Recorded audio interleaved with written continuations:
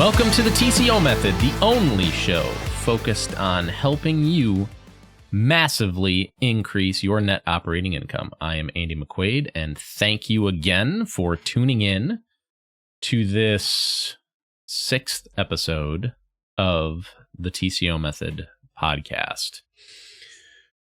Today, I want to talk about risk management, and it has a few different contexts in real estate, but at the end of the day, your risk management profile and your appetite for risk should be determining how you do business overall. Where you shop, what you use, who you hire, what you insure for and what you don't, how you insure. All that stuff should go into risk management. Now, smaller operators don't necessarily have a official risk management function. They probably should.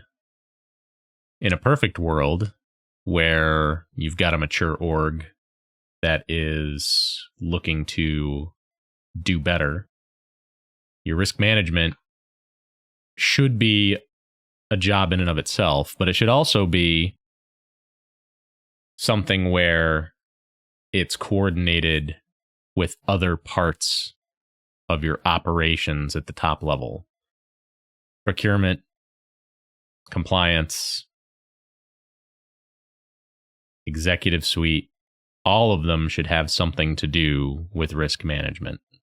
And the decision making that goes on should have a functional business impact that's looked at for risk management in a lot of the decisions that are made.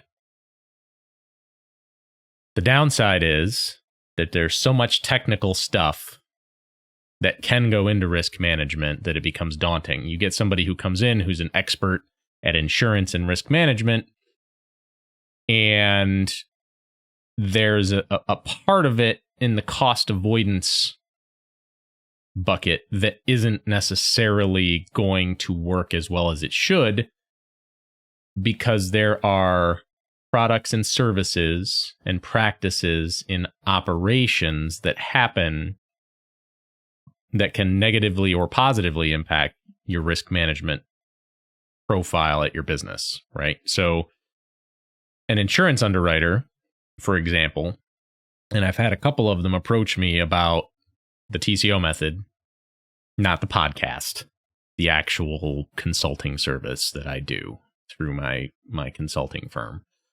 And they've expressed an interest in finding ways to creatively underwrite insurance because of the reduced risk that's inherent in how we build the program. Every decision you make on the procurement side should be attempting to not just put a Band-Aid on something or repair something. It should be solving a business problem, should be addressing a business challenge, should be finding a way to make you more net operating income. And what does that mean? That means doing things that are a little bit more expensive maybe on the front side, but that pay back dividends over time because they're less likely to fail prematurely. They use less resources, they use less energy, they take less maintenance and labor to operate, et cetera, et cetera. And it's not just products, it's services too, where you're extending the useful life of stuff, but also inherently reducing your risk of premature failure because of practices, product, people, et cetera, et cetera. So there's a lot of components to risk management that can really impact how your operation makes money. And it all ties into total cost of ownership, right? The TCO method. Ideally, you want to reduce risk. Ideally, you want to control your risk and only accept things as, good enough when the chance of it failing or the chance of it coming back to bite you outweigh the cost if it does. And how often do those things fail versus how long they last? Typically, it's a balancing act. So risk management isn't just something where you spend a ton of money and you do everything to the best of everyone's ability 1,000% of the time, and everything works out, and you never have shingles blowing off of roofs, you never have sidewalks breaking up from using rock salt, you never have slip and falls on your property because all your curbs are marked, or I shouldn't say you never have a slip and fall. You're obviously going to, because people do it on purpose, right? But you're not going to be found liable because you will have been able to prove that, all your salting was done correctly, all your curbs were marked appropriately, they're all bright yellow, they're touched up every year, like all those dumb things that go into what your insurance underwriter is going to look for when they get a lawsuit on their desk. Those are things you should be doing proactively to some extent. But there's a balancing act there between spending the time and money necessary to do everything perfectly to the satisfaction of everyone involved in every single aspect of your business and making money. You can't do everything everyone wants you to do to the 1,000th% of ability and spend more money than it's going to save you over time through your risk management process. So while cost avoidance has a place, while compliance has a place, right? Because they're very closely tied. Your procurement function in your office, or how you make your purchasing decisions from a vendor relationship management, supply chain, pricing, product selection, all that stuff, should be looking at everything you're using and weighing the risk of X, Y, or Z. Now, I hear from some clients who have properties in Florida and Texas, they're getting absolutely crushed by insurance increases, to the point where insurance doubled, in some areas tripled, out of nowhere. Not really out of nowhere. Hurricanes cost money, tornadoes cost money. The insurance industry's been losing money in those areas for years to keep rates low, and they can't afford to do it anymore. So I don't really begrudge them for raising the prices, but they're literally erasing value from those properties because they're decreasing the NOI by so much. I know a guy who lost $1.6 million from an insurance increase on a property with 300 doors, I think it was. Maybe it was 400. I don't remember specifically what it was. The point is, the more money you're spending on things like insurance, the worse it's going to be for your NOI. You need insurance. There are jerks out there who will sue you at the drop of a hat for literally nothing. They will look for a pothole at the end of your driveway and try to twist their ankle in it so they can sue you. Like, that is a real thing. You have tenants who are careless and do things they're not supposed to be doing and will burn your apartments down. You have subcontractors. I worked with one who was not insured properly. He was working for one of my clients. They were on the roof, and they burned down an 18-unit building on a property with, 400 doors.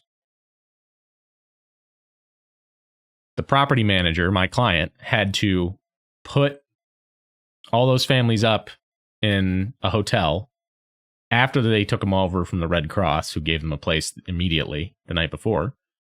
And they had to just do that. And this particular client was self-insured to a certain point using a captive policy, which is just, there was a lot of moving parts, but it was very ugly for not just my client, but for that contractor, because they were not doing the right thing and they were not properly insured.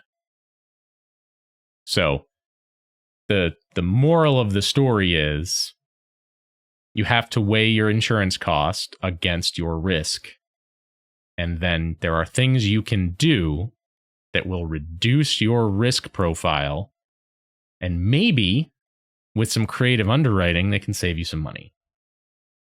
So when you're looking at, when you're looking at who you use, you should be, and by who I mean subcontractors, 1099s, like me. I'm a 1099. Every single job I start, I need to have a signed contract for, whether it's a proposal for an initial, overview of the business and what they're doing and where I see opportunities, right? Like a discovery project or whatever you want to call that. Or whether it's an actual, hey, we're bringing you in. Here's this contract that's 14 pages long that describes all of the legal ins and outs and what the liability from everybody is and how everybody has to play nice in the sandbox together for this project until it's complete. My clients have to sign one of those. I provide them with an additionally insured certificate with their business name on it. So if I'm working with a company with 14 different entities, I have to get a certificate for all 14 different entities issued. It's a pain in the rear, but my insurance policy, because this is what I do every day, was underwritten creatively to allow me to do this, because I'm not a GC. I'm not a contractor. Nobody who works for me swings a hammer. My time on job sites is limited. I have to have $1 million in GL or whatever, but my E&O, my errors and omissions, my business insurance, my professional liability insurance, whatever you want to call that, for me it's E&O as a consultant. I have to have certain things to work with a client. Contract, issue an additionally insured certificate for every business entity that I'm taking money from. And I have to make sure that I'm getting the client a copy of my W-9 to prove that I'm actually there. My suggestion to everybody listening is that you need all three of those things for every single 1099 you work with to reduce your risk. Because if they're on the site working for you and there's no contract and they get hurt, you've got nothing to stop their insurance company from fighting you on a claim or vice versa. If they don't issue an insurance certificate with additionally insured and you don't verify that that insurance actually exists and something happens, you're done for. They're going to own everything. Or whoever gets hurt is going to own everything, assuming that the third party causes it. There are all sorts of bad things that happen from not verifying insurance, proof of business existence, and having a contract that details exactly what's going to happen in the nature of the relationship. Similarly, your risk management needs to take into account what you're using, right? And that's where my specialty kind of lies, is what you're using and why. Because there's certain products and services out there that you can put into your property that are essentially guaranteed to fail and cost you more money. And there are certain combinations of products and stuff out there that you can find that will shorten the lifespan of one or both. It's like concrete and rock salt, right? You have brand new concrete, pavers, brand new concrete sidewalks, brand new concrete driveways. And if you're in, any place where there's snow, you drop straight up rock salt on there. Yes, the concrete should be sealed. I have yet to actually ever see a property management company seal concrete. Ever. They'll repave their blacktop driveways once in a while. But concrete, sealing it, doesn't happen. So it may not be a risk thing immediately. Now, let's talk about the cost avoidance thing of having to get those fixed. Let's talk about the fact that using regular rock salt, if you have steel entry doors, will rust the bottoms of those entry doors on your buildings. You should be using fiberglass, but because they're dent proof and they don't rust, but that's beside the point. let's talk about the fact that eventually that concrete will break up to a point where you're either going to have to pay to replace it, or you're going to get that guy who walks down your sidewalk and is like, man, I want some money today. I'm going to twist my ankle in this freaking pothole. So there's a number of things that could have been done to avoid that. And the question comes down to, is my insurance company going to believe me when I say I've been maintaining these properly if X, Y, and Z haven't been done? Or are they going to say, we're going to pay this, but you're going to eat this, and then we're going to raise your rates through the roof? Or we're just going to cancel you outright, and you're going to move on as a high risk because now you show up on the reports as having too many claims that cost too much money to your insurance company. These are things that happen. And again, I'm not an insurance underwriter, but I have had some pretty in-depth conversations with some who are very interested in minimizing their exposure, right? And your own personal risk profile, I know people who self-insure. They don't carry a fire insurance policy. They keep a bank account with a bunch of cash in it. 84 Lumber, perfect example. 84 Lumber self-insures. They burn a store burns down, that comes out of their pocket to rebuild that. At least it used to. I don't know if they still do that. I'm sure they probably do because it's all about low overhead. But when I was there, when I was a store manager, fire insurance was not a thing. And I saw stores burn. There was a couple of them in my 11 years there that burned, and Maggie wrote the check. So there's that. The rest of your risk management profile, your risk tolerance, really needs to come down to the skill set of your team and how they're going to look at and help you avoid risk in the field. Like there was a saying in retail when I was at Depot, you walking down an aisle in a store, you see a piece of garbage, you walk past it, that means you accept it.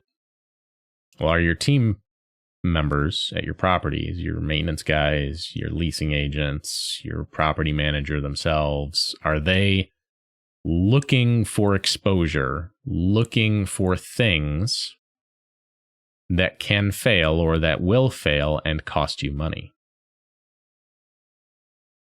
I don't know.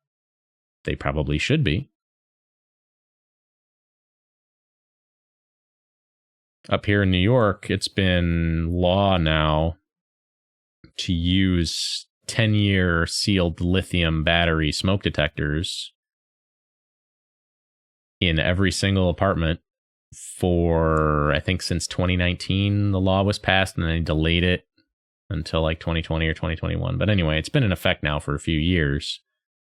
And it still blows my mind when I walk into a property and I see 25, 30-year-old smoke detectors running off 9-volt batteries, AA batteries, or even better, when the property manager wants to save a couple $100 and they go online and they order battery-operated, AA 9-volt battery smoke detectors from out of state and have them shipped here. For a couple reasons. The cost avoidance thing is, when you look at the life of that smoke detector, the useful life of a smoke detector is only 10 years. There's a little radioactive disc in there that has a half-life that degrades, and eventually it's just not going to work anymore when there's a fire.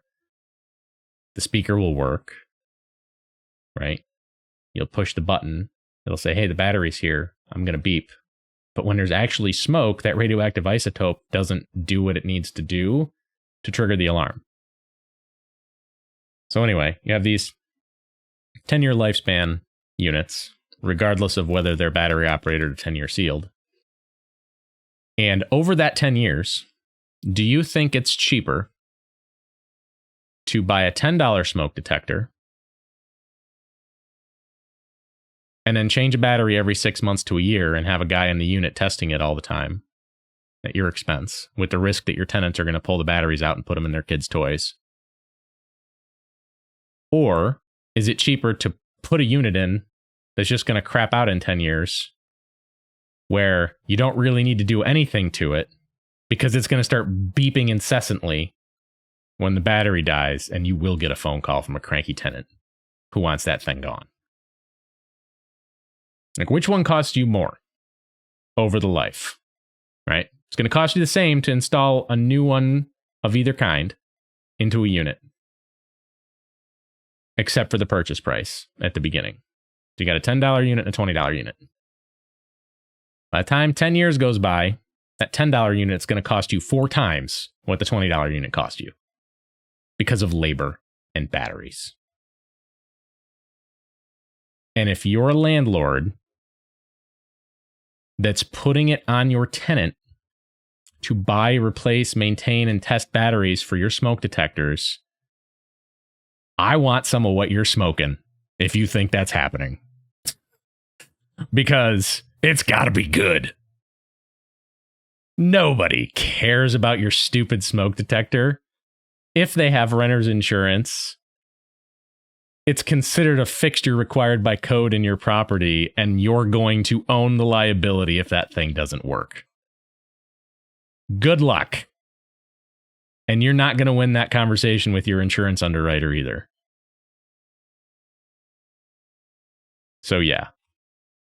Don't do dumb things. That's the end all be all of this episode of the TCO method. Don't make dumb decisions. Think things through more than checking the list off for today and not worrying about tomorrow until tomorrow. It is a recipe for failure. Eventually, there are plenty of people who live day to day or today, never thinking about what they do today and how it's going to impact their life tomorrow. I really hope those are not people who are running businesses the same way they're running their lives. And if it is, hey, if you're happy and you think you're successful and you don't care what other people think, cool, good on you. Keep it up. But if you're trying to run a business and grow and scale, you need to start putting things in place at the bottom level that impact everything else down the road. That means you need to be thinking ahead a little bit to how this is going to impact the business going down the road. This is part of risk management, whether you realize it or not, because you're talking about cost avoidance, you're talking about compliance, you're talking about how you're managing your business and making business decisions. Procurement, everybody's eyes glaze over. This is what I do. It's where I came from the other side of procurement, doing the sales part. But I also was really involved on all the back end stuff about how companies buy, how they pay their salespeople, how they deal with warranty issues on products, how they have stuff manufactured. That all should go into a decision-making matrix of some kind, hopefully involving risk management, hopefully involving compliance, hopefully solving business problems. Okay? Every decision you make should be addressing a business opportunity of some kind. Maybe it deals with multiple. So what you need to do when you're talking risk management is understand what the costs could be if something goes sideways. Not what they're going to be, what they could be. Because things going sideways isn't always guaranteed. And there's always going to be costs that you can't predict or build for. Like, if you're in tornado country, you know there's a chance on some level at some time that your property could get nailed by a tornado. I'm not in tornado country. I'm in upstate New York right now. And we've had tornadoes take out houses up here. It's a once in a blue moon thing. It's not a everyday risk, but it still happens. Now, in upstate New York, my risk management plan on a tornado that might happen once a century and take out 1 or 2 homes is going to be 0. I'm not going to have one because it's so remote that it's not even worth thinking about or wasting time on. But if I'm in tornado country, I'm going to do what I need to do to make sure that I'm minimizing whatever potential exposure I have from having property there. So if I have a multifamily building and I know there's high winds from tornadoes, even if it doesn't take out my property, I want to make sure that I'm covered from a minimizing my cost of replacement and repair standpoint. So even though my roof isn't ripped off, I want to avoid losing shingles. I want to avoid having roof leaks from having improper flashing. I want to make sure that, I'm not going to have to be replacing chunks of siding all the time every time there's a high wind that comes through. So there's certain decisions I'm going to make in my, business decision matrix that is going to take into account all of those things. Like, what kind of roofing is less prone to taking damage from hail and high winds? What kind of flashing or what contractor is out there that does a good job on roofing that can keep leaks from happening when there's a 70-mile-an-hour wind hitting me? When I have siding done, what kind of siding isn't going to rip off in the wind and blow away? Is that really cheap, super thin vinyl junk siding from Home Depot going to survive, or is it going to get ripped off and cost me a ton of money in repair, and then I'm going to have issues leasing units because the property doesn't have the curb appeal it's supposed to? And how am I going to book a contractor to get in? Everybody's busy and they're paying more than I want to pay because I have 500 units and 36 buildings, and these other guys are individuals and they're just going to pay through the nose, high margin for insurance calls. Like, there's a ton of things that happen that you need to take into account. And most, not all, but most don't have a plan or a mature function to deal with looking at stuff in a granular fashion that breaks down, okay, this is the specific item I want to use because it addresses this on risk management. It meets the curb appeal that I need, costs this, so it's within my budget. It repairs easily, so my maintenance outlay is low. It doesn't need repair frequently, so it reduces having to take service calls, which also reduces my maintenance outlay. All of these things can increase your NOI. And maybe if it's the right thing and you can build a case that you're using enough of these systems on a property, and then show it over time with a reduction in maintenance and service calls and whatever, you can show your insurance underwriter that this is what you're doing and why, and you can reduce your outlay, potentially. Not every insurance company is going to play that game, and everybody right now is shopping insurance because they're all getting hosed, and there's not a single company out there that doubled or tripled their prices that's going to be like, oh, I'm sorry, I made a mistake. I'm going to put you back to what you were paying in 2019. Yeah, that's not going to happen. So yes, you're going to lose enough NOI to damage your property value if you're in commercial multifamily. At least in those areas. So some of the numbers aren't going to work. This week in the news, they were talking about lawsuits starting to happen now because of syndicators not meeting their promises when they were advertising their investments and not properly informing their clients of the risks.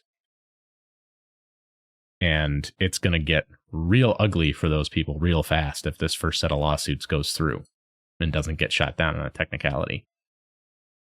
And then the bullseye is going to be on all these other syndicators that maybe did the same thing. So, good luck to them. Not my problem. Looks good for my house. So in other news, risk management isn't everything, but you do need to make sure that there is some sort of function somewhere. The TCO method bakes it in because every single decision that you make using the TCO method is going to weigh risk management on some level. It's going to weigh compliance. It's going to weigh cost avoidance. It's going to weigh reducing your maintenance and overhead. It's going to weigh reducing your utilities, reducing waste, saving time. But it takes practice, and it takes, unfortunately, some sort of granular knowledge that a lot of people just don't have. Because again, you can be a really strong operator and still have no idea that there's a difference between product A and product B other than price. If it wasn't the case, there probably wouldn't be so many junky crap products on the market because no one would buy them anymore. So anyway, make good decisions. One of those would be to subscribe to this podcast, to follow it on YouTube, download it, tell your friends, leave a review. I would love it if people would start leaving reviews on Apple Podcasts. Each episode gets downloaded and listened to right now. I think this is episode 6. We're averaging about 25 per episode. It would be really cool to see those numbers double. We're working on some social media stuff to get that to happen, but I hate social media. You'll probably hear me say that a lot on this show. I hate social media. But anyway, I hope you all have a great rest of your week. When this show comes out, it'll be Thursday, the 25th of May. My kid turns 10 on Friday, the 26th. Oh, my Lord. Anyway, wish me luck. It's going to be an interesting weekend. Enjoy your Memorial Day. I will see you all on Tuesday.